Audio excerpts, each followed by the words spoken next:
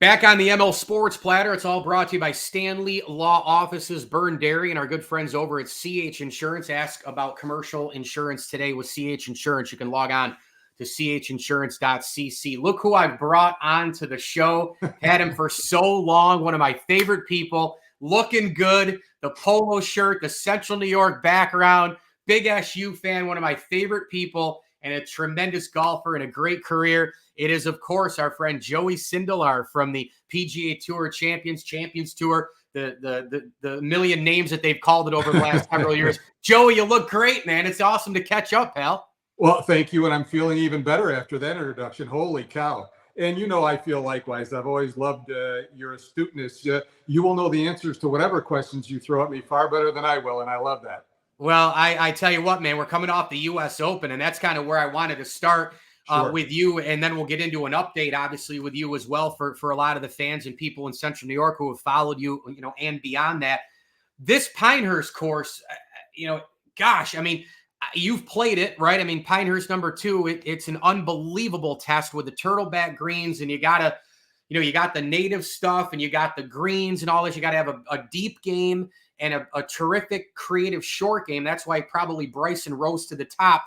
You're watching that U.S. Open and also some of these courses that you've played as well. When you go in with that kind of a test, knowing what you have to overcome, how difficult is it mentally, hole to hole, as you're going? Gosh, what a grind that is through 4 days, Joey. Yeah, that's you are exactly right. And that's what we've all come to learn, that there's no sense getting mad, even though you can't stop it, because it's just going to keep happening. So you just got to continue to deal with it. And the genius short gamers do a great job. Now, I played before Crenshaw did all the aesthetic improvements, and I'm not clear on the story as to whether he put it back exactly as Ross did it, because although maybe he couldn't because he didn't have the exact drawings, but it's brutal, and it's so much like so many of the courses. I'm friends with a fella named Ron Pritchard who has restored more Donald Ross courses than anyone. And I asked him one day, and maybe you noticed this, when Donald Ross courses are in the South, they're shaved. Off the greens is shaved. Yeah. Around here, like any of the fantastic ones in Rochester, we have rough around the green so the ball doesn't run off. It's a Fendera too. Pardon me? Fendera, I think, a little too, some of the rough, right? Yes, for sure. Adirondacks. Yeah, absolutely. And so it's a different kind of torture, but I thought, why? And he said it had to do with maintenance of the grass and all that stuff. But I mean, it is the drive. They kept saying the fairways were wide. I don't know that they looked wide. And, they never feel as wide as they are when just off from them can be unplayable. That kind of shrinks the mentality a little bit when you're standing on the tee. When the guys on the tour drive it as well as they do today, the training they have, the equipment, the golf balls that go out and come straight down, I'm not trying to say we were walking up and down, uphill both ways to school or anything like that on the golf course, but we kind of played golf balls that kind of kept on going, at least seemingly. And we got the benefit in later years of balls that kind of correct and come straight down. But when I know that these guys are so good with their driver and they're still flailing it out on the stuff all day long, oh my gosh. And then it multiplies from there. So we saw it. We saw it in full bloom. One thing that I've been thinking a lot about the last couple of days is, what's the most frustrating thing as a golfer? It doesn't matter if you're the best player in the world or you're on the Champions Tour or you're, an embarrassing player like myself. I was out there yesterday and I had a couple of bad ones, right? I had a bad shot. I didn't follow through the drive.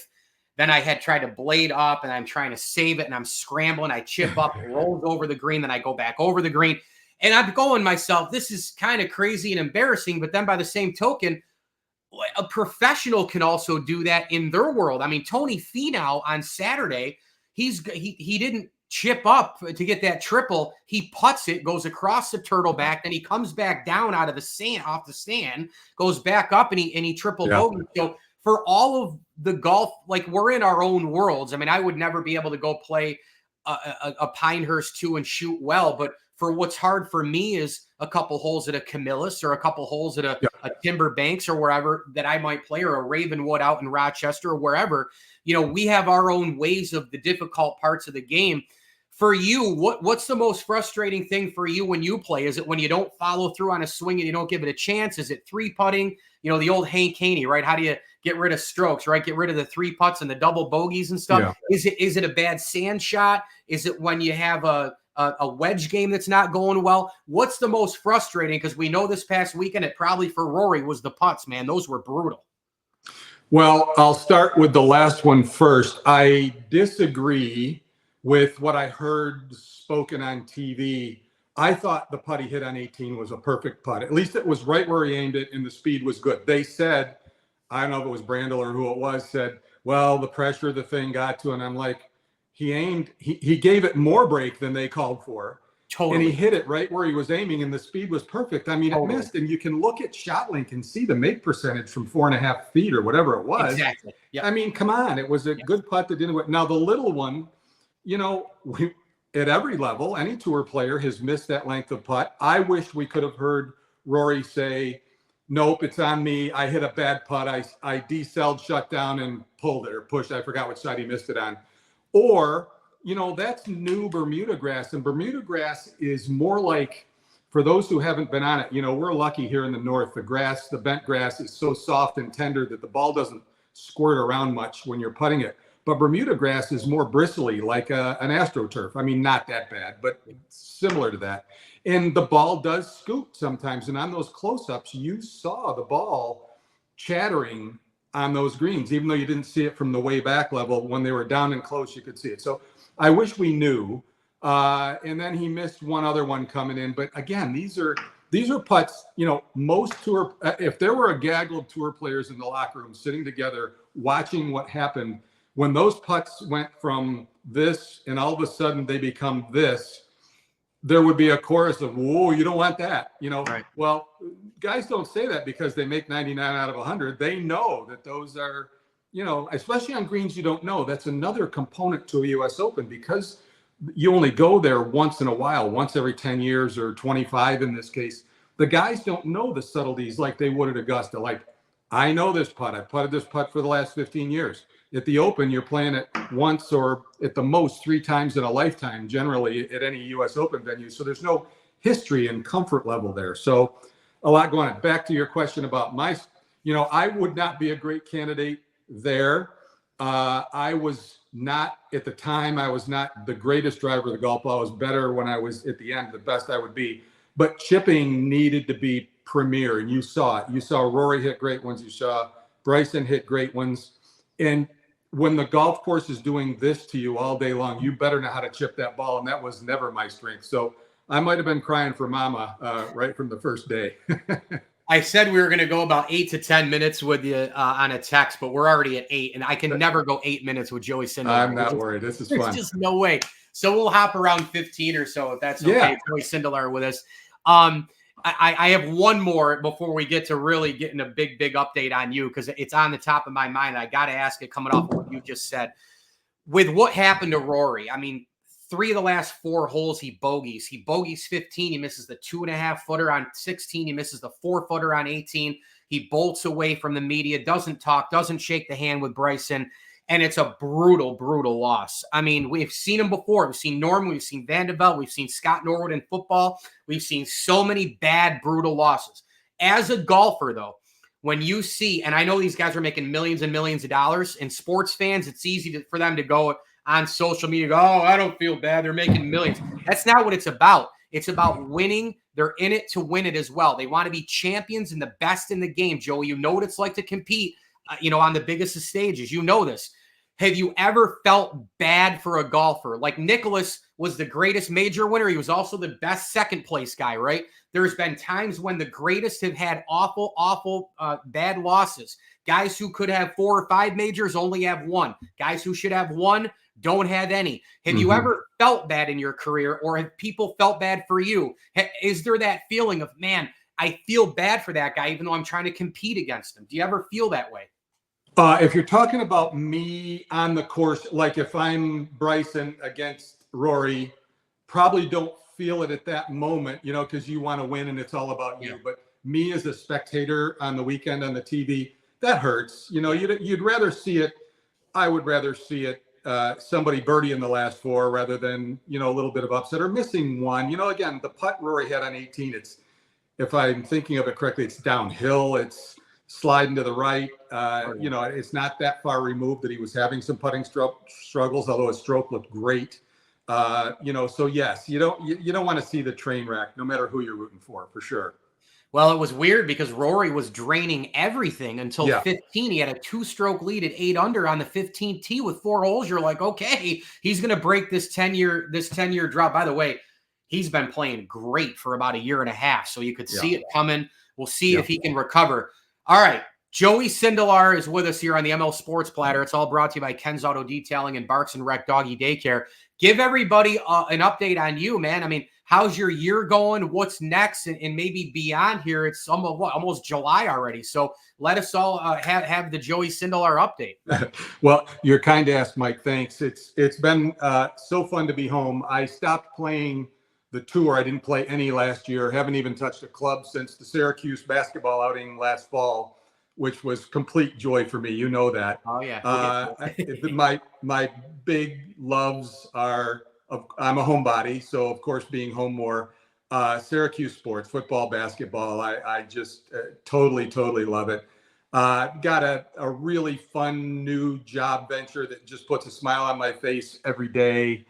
I love fishing on Cayuga Lake. I'm a bass boat guy, so I love smallmouth and largemouth. I'm learning a new lake, and it's much bigger and very deep, and they're very good at hiding from me. So I need to rectify that. But it's been a blast. I'll be part of the Dick's Sporting Goods festivities. Was at a wonderful party last night. Pairings party tonight for the Pro-Ams, and go down and just say hi to some people and have some fun down through the week.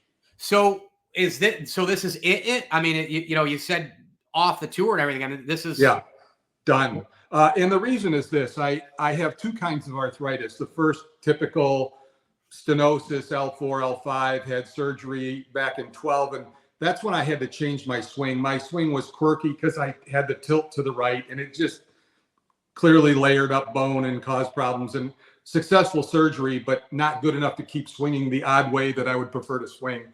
Tried to change it, and I was good enough to be functional, but then this other kind of arthritis called DISH hit me. And that's really just, it's an acronym, DISH, and it's really just a calcification of ligaments. So my swing got smaller. I lost my range of motion, and it wasn't sudden. Amanda and I worked on it. My wife, Amanda, is an extraordinary physical therapist and way into sports. And we worked hard at it for at least 2 full seasons, knowing that it was smacking me. And I just couldn't get to the point where I could leverage a 5-iron out of a divot or something like that. But worse than that, like if there were 2 or 3 groups on a par 5, waiting, I couldn't loosen up at the end of 15 minutes. I would lock up, or if a cold front came through during the round, it was like, forget it. So, and then, a lot of people would say, you're going to play for fun, but when your driver goes 25 yards shorter than it used to and your clubs don't fit you anymore, I'd rather go fishing. Yeah. Well, hey, if you're ever embarrassed about, that length, or you can always play with a schlub like me. You can still be like, I'm still always going to be better than a Mike Lindsley out there. No, Mike, we are all schlubs. We golf. You saw it over the weekend. Golf will smack anybody at any time. It will. What Finau did on that green you were talking about earlier, that was my opening hole at Augusta, my first time. I missed the first green to the left. It kicked way over there. I putted it up over and 3-putted for a double, luckily not a triple. And, talk about a broken heart. So all of us have felt that. I remember that story, actually. One of the first times I had you on, you told me about that hole. So I retired golfer then. This is golfing great Joey Sindelar then. No more. This is it. You're done. Done. Yeah. Cheering for both my boys, of course. Son Jamie is chasing the mini tour thing and really doing great. And so I keep my nose in it that way. But, and we were, 40 years of the greatest traveling circus ever. We were the clowns, and in the infrastructure at all. It was just like a circus, and missing a lot of friends and missing the competition, but it's just not possible right now. Well, you also played obviously on the PGA Tour, 7 tournament wins, I believe, from 85 to 2004. So you had some great wins, and you had some awesome finishes in the majors as well. I mean, I know you're retired, but if you had one course to play, the one final round of golf for the rest of your life, on what course would you pick? Soaring Eagles and Horseheads. Okay. Yeah, believe it or not. Well, Really? number one, Right at of home. course, it's home, and it's where I grew up and had my entire childhood with Mike Hulbert and where I learned the game. But it is a stunning golf course. There's a couple of greens with today's green speeds that are a little too slow, but it is a magnificent golf course. And it would be with the two boys, my two boys, Jamie and Ryan, and my dad. It's so for a million reasons, it would be right there. I've never played that course. I'd love to. You got to do it. It's awesome, and it's a state park. It's open to anybody. Sure. Yeah. So in closing, you mentioned your orange and blue and your crazy fandom for SU sports. I got to tell you, I worked a ton of games up there this year: football, basketball, women's basketball, for ESPN, doing my freelance thing. And there's an energy up there, man, on the hill right now with Coach Jack, Fran Brown, and Adrian Autry. I know you feel that as a fan. I've talked to a ton of people about it. I've had Red on, obviously. I don't know if you caught that interview, but I got to send it to you from way back during the season. And I'm just loving watching the energy, and we're close to football season. And maybe you could just kind of, in closing here, give me your overall state of the union, as a super fan, and how you feel about these teams, because I'm sure that energy is penetrating your way. For sure. No doubt about that. And for me, of course, it started with basketball when I met Coach Boeheim at the Ithaca Best Ball at 17 years old. And Mike Hulbert and I were partners against him and his partner. And we had a great time, became friends. I think it was the year before he became head coach. Yeah, right in there. 75, 76-ish. Yeah. Right in there. Yeah. So love affair from that point forward. And of course, he exploded the program. From that, especially on the road, when it's home, he was so busy. But on the road, if I was in Florida warming up, we'd go grab a dinner somewhere. And I got to meet Coach Griffin, Coach Autry, the team. And so I knew Coach Autry a little bit and have hung around with him a couple of times and just love him. What a guy. And he's bringing in people, and they played. I mean, I thought they played hard, and I can't wait. I just can't wait for that. And football, wholly out of control. And as oddly as a Buckeye, I went to Ohio State, and to have Kyle McCord migrate from there to here. I mean, I've got big smiles all the way around the block. I can't wait. I'm season ticket holder. I found out on the repurchase, I'm like number 450, and I'm going to get my seats right on the front rail, and I'm going to be staring right at both sports, the whole darn thing. It's amazing because every single second you were waiting and waiting and waiting for another news drop, another recruit, another 5-star, a 4-star. And it was like, people say, oh, wait till you see this guy. He can recruit. That didn't even do it justice. I mean, every single second, there's another 5-star, SEC guy, this guy, that guy. They're doing this. They're doing all these dinners and things up at the Dome. And then 2 kids tweet something, and then 4 more kids come, and McCord comes, and this and that. And you're like, this is Syracuse football still, right? Yeah. I'm checking. I just want to make sure we're like not living in a dream world here. Oh, it's unbelievable. You're right.